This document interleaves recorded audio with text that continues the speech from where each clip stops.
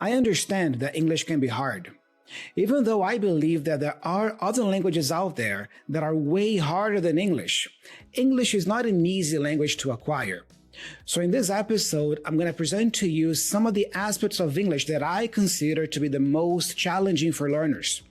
Knowing these pitfalls that you will likely encounter in your English learning journey will make you better prepared to face them. Hey everybody, how's it going? Thiago here, and welcome to another episode of the podcast. In case you're new here and this is your first video, I created this podcast and YouTube channel to help intermediate and advanced learners of English communicate with more confidence, more accuracy, more clarity, and more awareness. If this sounds like something you want for yourself and your English, subscribe to the channel here on YouTube. And if you're listening on Spotify or Apple Podcasts, follow the show over there so you don't miss any single episode. Registrations for my conversation club are still open, but they are closing soon because classes begin effectively next week. So if you are interested in practicing your English conversation with me and other learners once a week on a live call, check out the link here in the description of the video, in the pinned comment below, and also in the show notes on Apple Podcasts and Spotify to learn more about how you can secure your spot. Also, don't forget to check out my pronunciation course. This is a course designed to help you understand the main connected speech patterns that native speakers use when they speak in real life and in media. And also, this course will teach you the main sounds of the English language. This course will help you speak English with more clarity, better pronunciation, and become better able to understand fast-spoken English in media. So if you are interested in learning more about the course, the link is also here in the description of the video, in the pinned comment, and in the show notes. All right, so for every problematic aspect of English that I present here, I'm also going to give you a tip to counter that. Keep in mind that every person who learns English as a second language experiences these challenges, these pitfalls that the language inherently has. It's normal, so if you face them or if you are facing any of these difficulties here, be okay with that and know that it is to be expected and you have to keep going with your studies, okay? The first challenging aspect of English, I would say, is the vocabulary. When it comes to vocabulary, one thing I can say here is that English words usually have multiple meanings, okay? There are many different meanings for the words. We tend to use the same words, but in different ways, in different contexts, with different meanings. That in and of itself can be challenging for learners already. So let me give you an example. We have the word bear. Bear. Well, bear can be the animal, that's a noun, but when talking about investing, the stock market, we also have the bear market. The bear market is when the market is going down, all right? And when there is a lot of pessimism around the stock market. So that's the bear market. But you also have the verb to bear. And the verb bear also has multiple meanings. For example, it means to carry or support the weight of something. The bridge is designed to bear the weight of heavy trucks. This is one meaning. Bear, the verb, also means to endure or tolerate something difficult or unpleasant. For example, I couldn't bear the thought of leaving my family behind. I couldn't tolerate. I couldn't stand having this thought. I couldn't bear the thought. Okay? And to bear a child means to give birth to a child. For example, she bore her first child at the age of 25. Bore here is the simple past form of the verb bear. Bear, bore. Okay? So a woman gets pregnant, and after 9 months, this woman bears a baby or a child. You see, this is one example of how we tend to use the same words in English, but in different situations, in different contexts. That can be a challenge when it comes to learning the language. So my tip to counter this is always learn the words in context. Don't focus on individual words in English, vocabulary lists with individual words. It's always better for you to learn the words in context.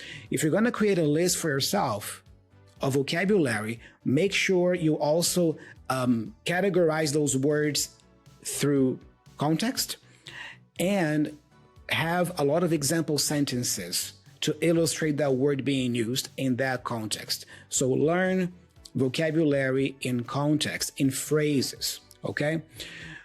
Still talking about vocabulary, we have the phrasal verbs, of course. Oh, the phrasal verbs, the Achilles heel of every English learner. Phrasal verbs can also have different meanings. Let me give you an example here. We have the phrasal verb pick up.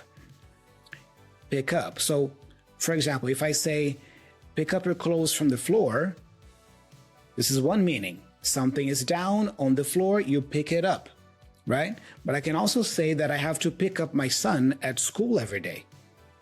That's another meaning. You see, you pick up someone someplace. And what about this one? Imagine you are a single person. You can go to a bar to pick up someone at the bar.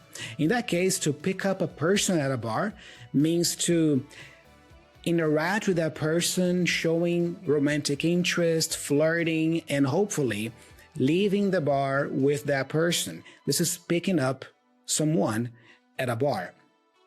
Still, in that context, we have the pickup line.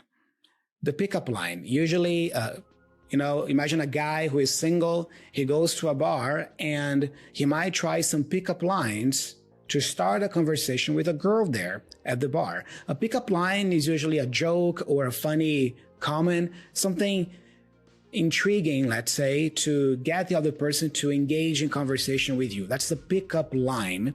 Some of them can be quite effective, quite funny, and quite smart, and others can be quite horrible and cheesy and corny. Okay, but that's a pickup line. Still talking about that, within that space, we have the pickup artist. Pickup artists are typically men who are very manipulative, and they go to bars, for example, to, let's say, pick up girls at bars. But these guys, they're not really looking for something serious, for a long-term committed relationship. They're just looking to score, let's say, that night. Yeah, so you see, I'm talking about all these things using the verb or the phrasal verb pick up.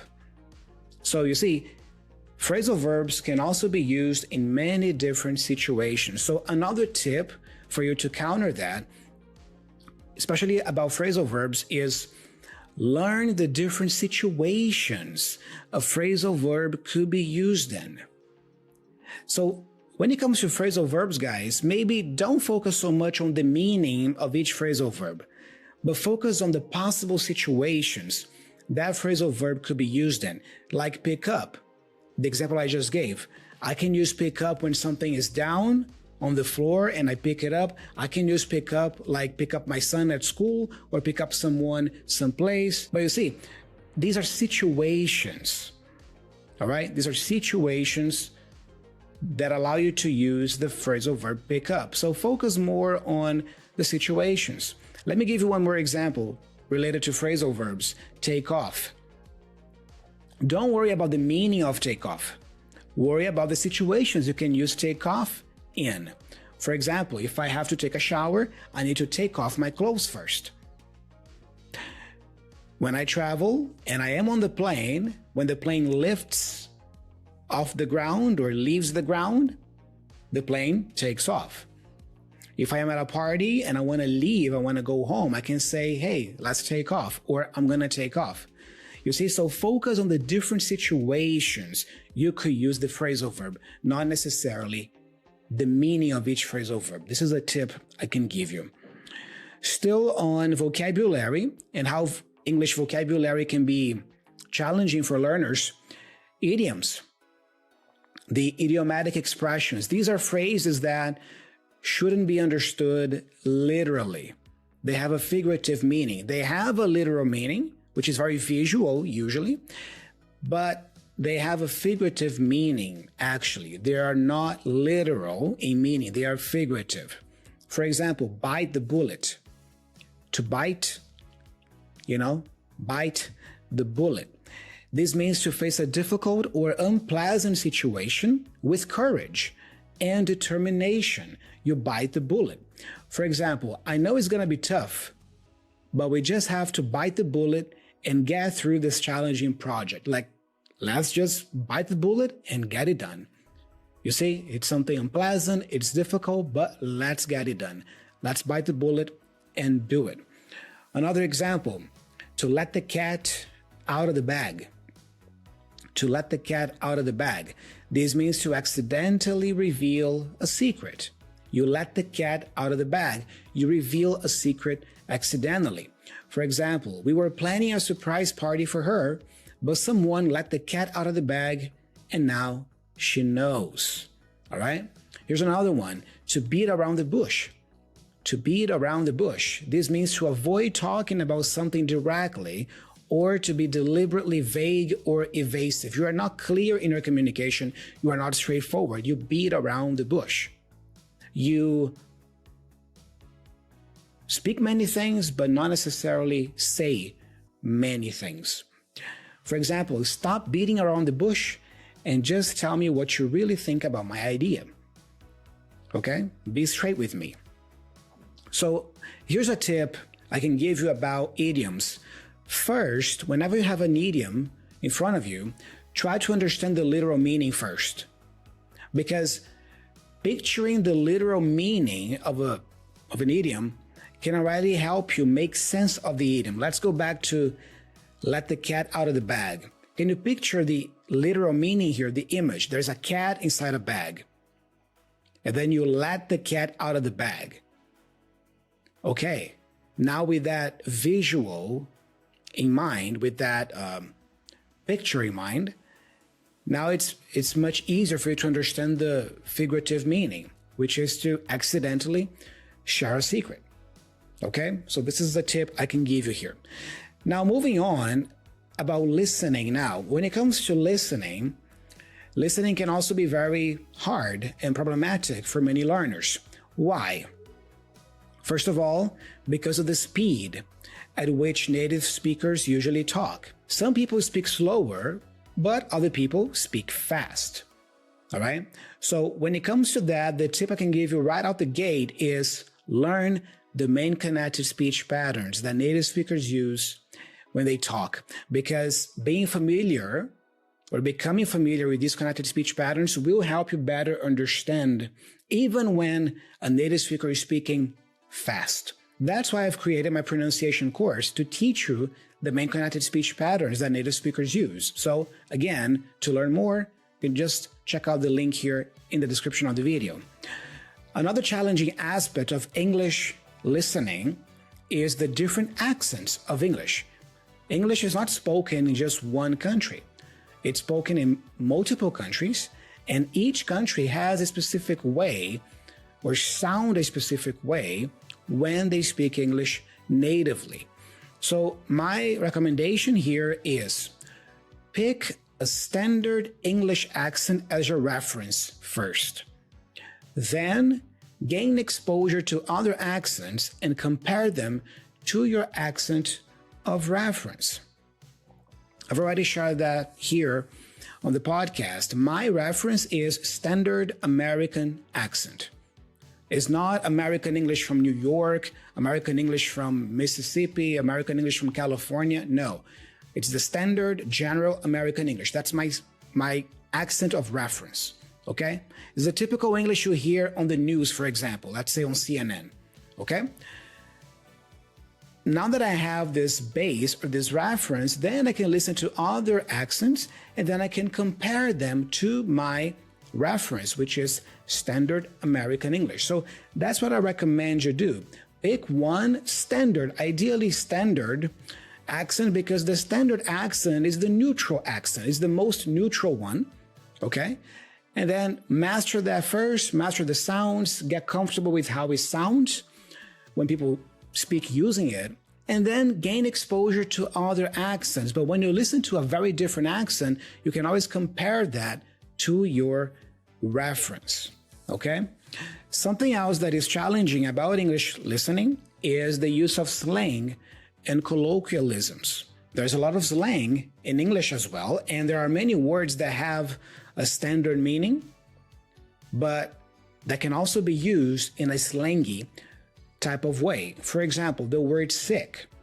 Well, the traditional meaning or the standard meaning is ill or unwell. You are sick. You're not feeling very well. But the slang meaning could be something awesome, cool, or impressive.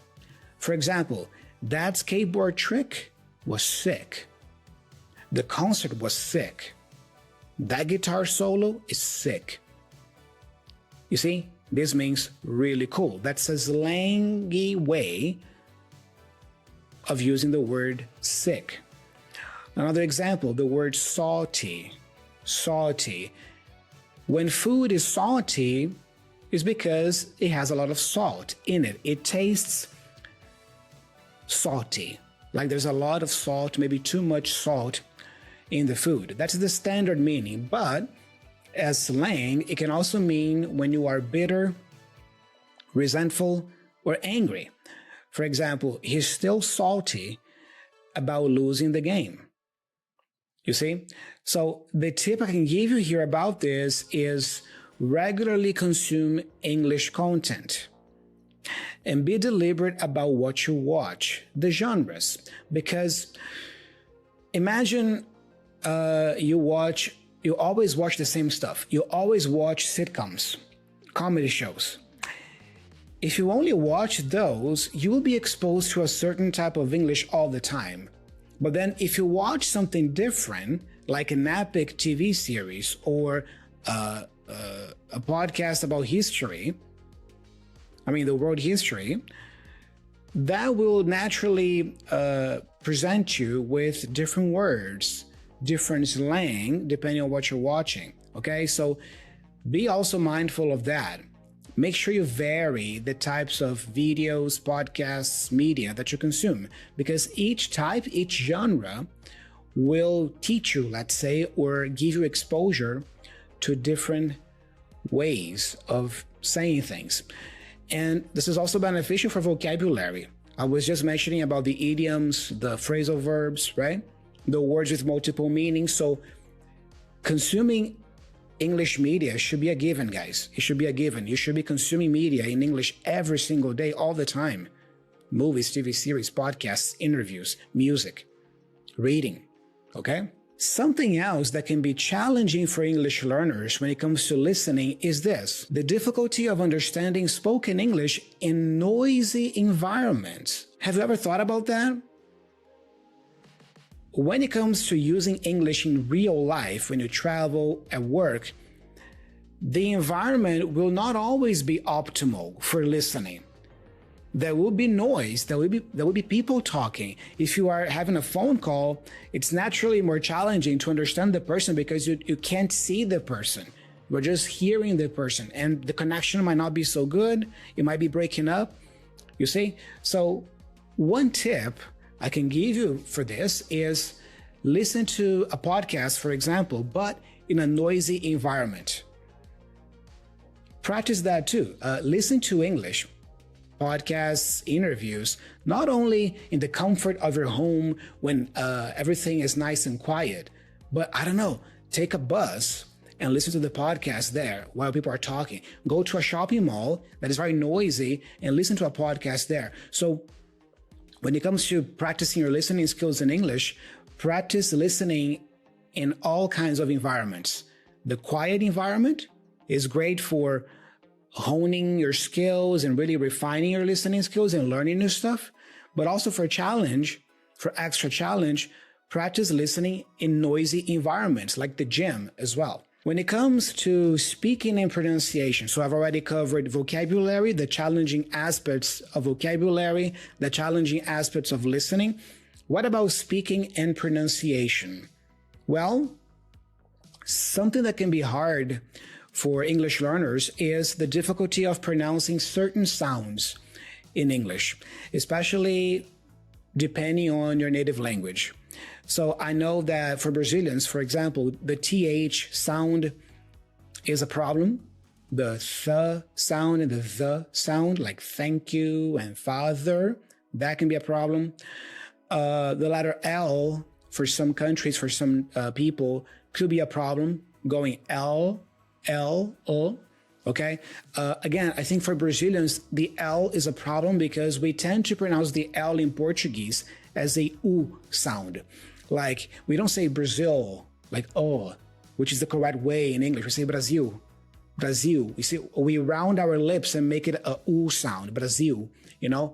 So the L can be a problem for Brazilians, but I know that for other countries, they naturally have this L or sound in their native language, so that sound might not be so tricky, but maybe the schwa sound is another one that is problematic, the sound, and it is also challenging because it is a sound that is the most popular or the most used sound in English, in spoken English. So mastering the schwa and pronouncing the schwa every time it occurs is challenging.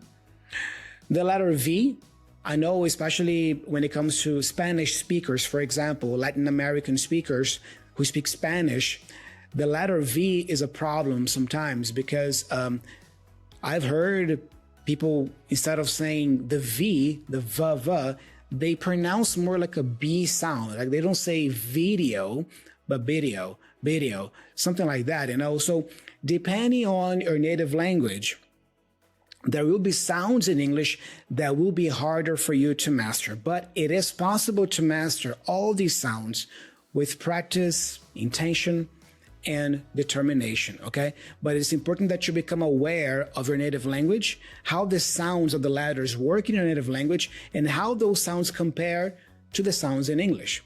And then you attack the ones that give you the most problems, okay? When it comes to English speaking and pronunciation, knowing the intonation of the words or where to place the stress can also be challenging. For example, you might say epitome, but that's not the correct pronunciation, not because you are mispronouncing the sounds, but simply because you are not placing the stress in the right place. The word here is epitome. Epitome. Epitome. So the stress syllable here is P. Epitome. Epitome, not epitome, for example. Or what about project versus project? These are two different words. A project, that's the noun. You work on a project. But to project something, like project your voice when speaking, that's a verb. What's the difference? The stress.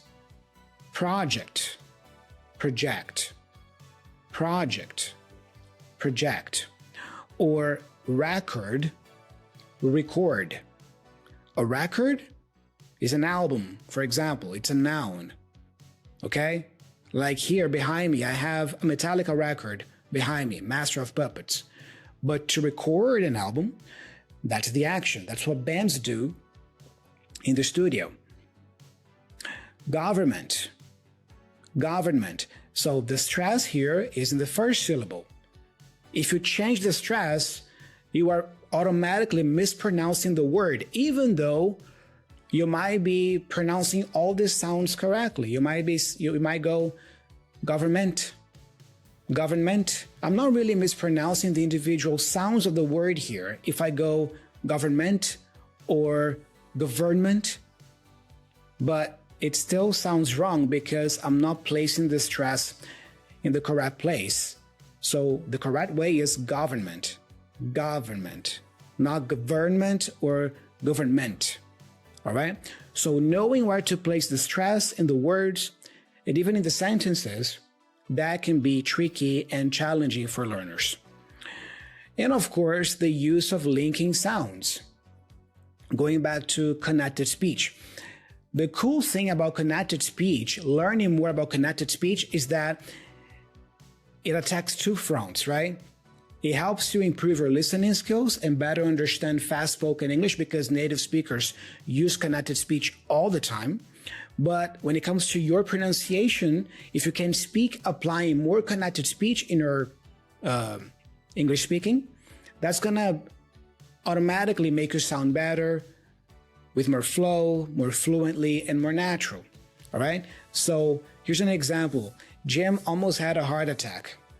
This is a sentence actually that I use in my course, in lesson 1 of the course, the pronunciation course. So Jim almost had a heart attack. So what's happening here? I don't really pronounce the T for almost. I drop it, so I say almost. And then I have had I go hadda with a flap sound, da-da, hadda.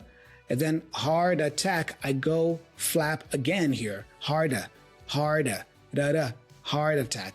So almost had a heart attack. Almost had a heart attack. Jim almost had a heart attack. This is connected speech. If you can speak that way, you sound good. Or check out this example. I'm going to speak without connected speech first, okay? This is not so hard to do. Just think of something as a solution. Now, what about using connected speech? How would that sound? Something like this. This is not so hard to do. Just think of something as a solution. So what's happening here? First of all, I am reducing to do.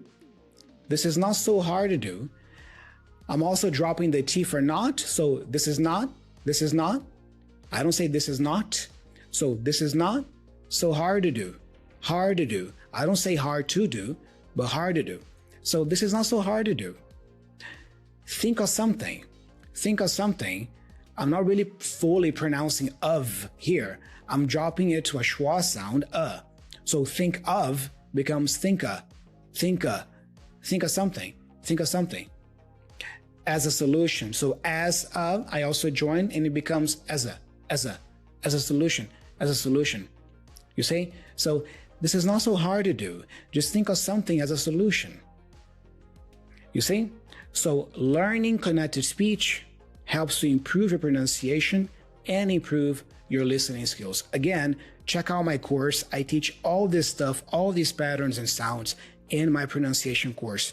Link in the description of the video, in the pinned comment below, and also in the show notes if you are on Spotify or Apple Podcasts. This is golden information, guys. You have to check it out. Now, when it comes to speaking, something else that can be challenging for learners, and this specifically is not necessarily related to the language itself, is psychological challenges.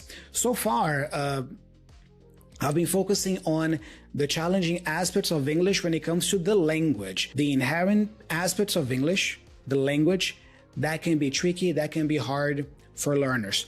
But especially when it comes to speaking, there is also the psychological aspect.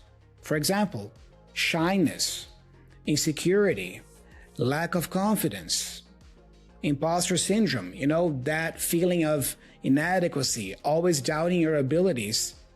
You doubt that you can speak English fluently. Limiting beliefs. I'm too old to learn English. I don't have the talent to learn languages. Okay?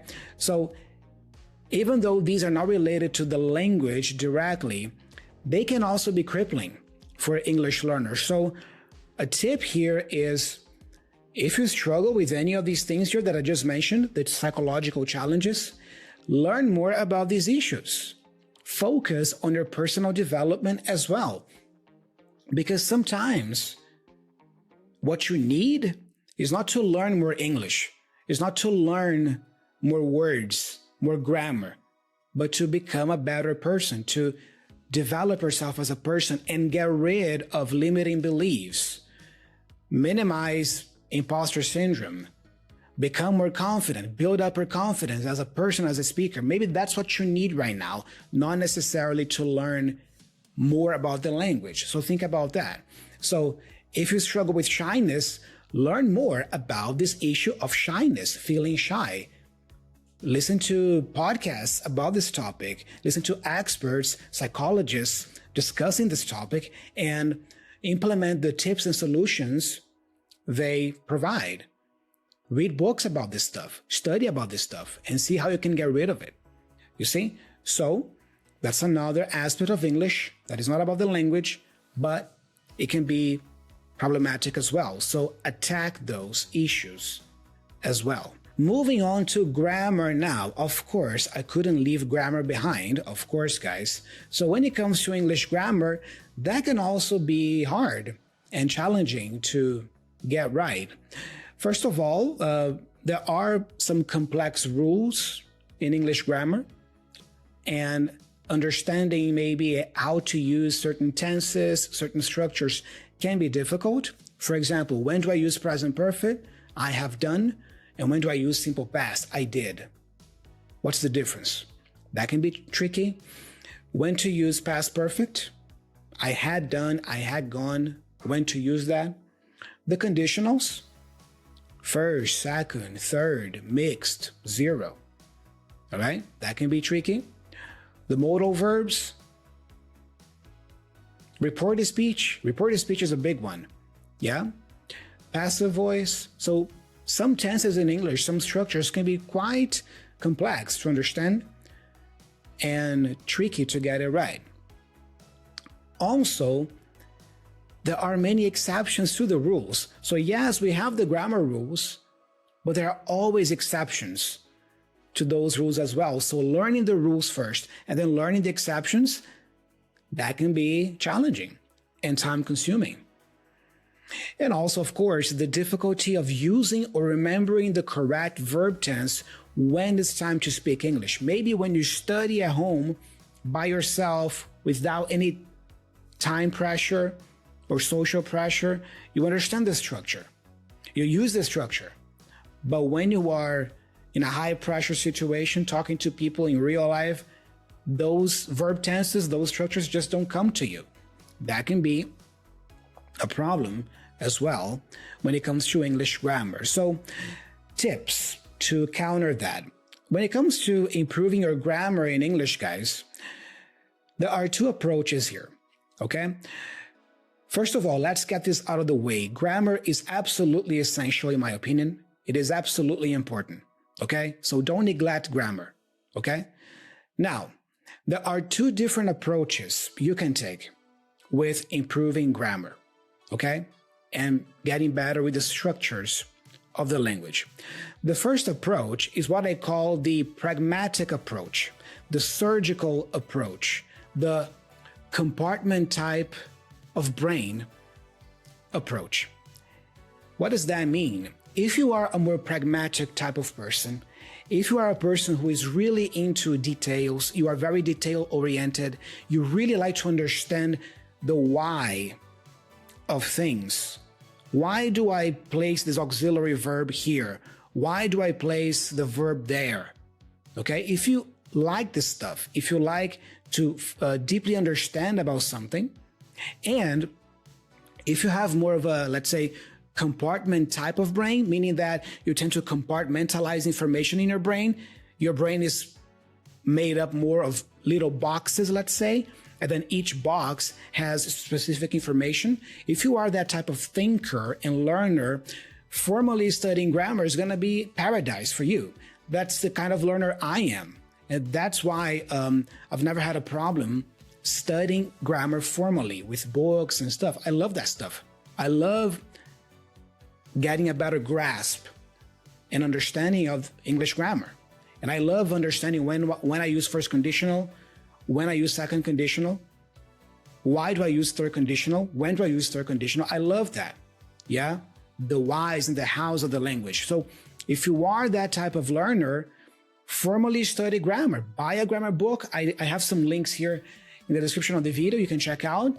If you are an intermediate learner, buy an intermediate level grammar book. That's going to suit you very well. And then dedicate a few minutes per day, doing some grammar exercises, better understanding the language, like that. Okay? But there's the other approach too, okay? Which is what I call the organic approach, or the holistic approach, the intuitive approach. If you find that studying grammar formally is really boring, okay, and you just can't get it, maybe you are the organic type of learner. You learn more with your organic approach, having more of a holistic approach to the language. So a holistic approach here would be you don't focus on specific areas of the language, like one at a time, like in a very pragmatic way, but you learn the language, you practice the language as a whole. That's a more holistic approach. You take the language as it comes. Yeah, and randomly, sometimes you'll learn some vocab, sometimes you'll learn some grammar, even intuitively, organically, you internalize it kind of naturally. That's one type of learner. There's nothing wrong with that, okay? So if you are that type of person, my tip would be don't obsess over terminology when it comes to grammar. You don't have to memorize the terms, first conditional, second conditional. You don't have to do that. So you can focus instead on the functions that those structures serve. For example, knowing the term first conditional is not really relevant for you, but knowing how to threaten someone in English, if you need to, is relevant. And how do you threaten someone in English? Using first conditional, but you're not really worried about the terminology, but you gotta be able to use the language in that context. For example, if you don't do your homework, you won't play video games. You see, that's a parent threatening the child. You gotta be able to use that construction correctly in that situation. Or you don't have to memorize the term second conditional or what it is, but you have to be able to hypothesize about stuff. You have to be able to talk about imaginary situations. If I had more time, I would read 2 books per month instead of 1 book a month. You see, that's second conditional, but the function is hypothesizing, right? Talking about hypothesis, imaginary situations, unreal scenarios. So focus on that. Focus on the function the grammar structures serve. Don't obsess over the terminology. So when it comes to improving your grammar in English, you have these 2 approaches. The pragmatic type of learner who sits down and formally studies grammar, that's me.